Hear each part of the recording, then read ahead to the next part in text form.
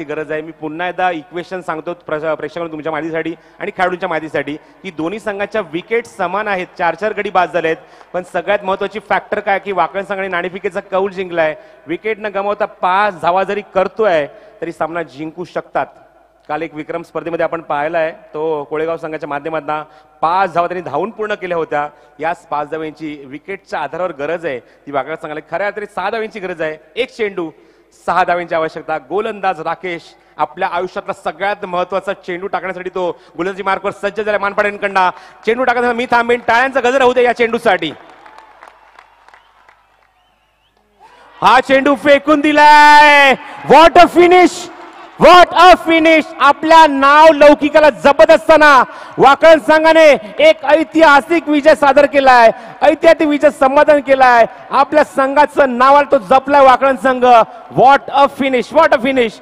अविनाशने मात्र विनाश केला आणि मात्र सामना आपल्या बाजूने खेचून आणला। असा हा वाकण संघ विजय ठरतोय या सामन्यामध्ये। एक चेंडू आणि 6 धावांची गरज असताना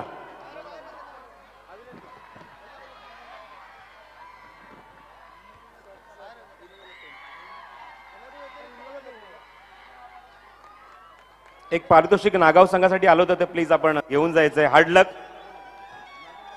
कॅश प्राइज होतं त्यांच्या संघासाठी, पण थोडीशी निराशा झाली आहे त्या आमच्या लाडक्या प्रेक्षकांची, ज्यांमध्ये पारितोषिक लावलं होतं। पण काय सामना झालाय वाकण वर्सेस नागाव। नागाव संघ सुद्धा मात्र हा सामना, ही स्पर्धा कधीच विसरू शकत नाहीये।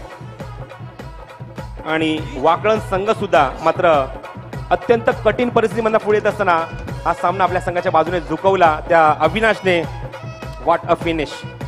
कारण आघाडीचे फलंदाज मात्र तंबूत परतले, ऋषी तंबूत परतला, केतन सारखा फलंदाज तंबूत परतला, जीतने चांगला प्रतिकार केला, 22 धावा त्याने कुठल्या, तो सुद्धा तंबूत परतला आणि संघ त्याच्या मोमेंटला अडचणीत असताना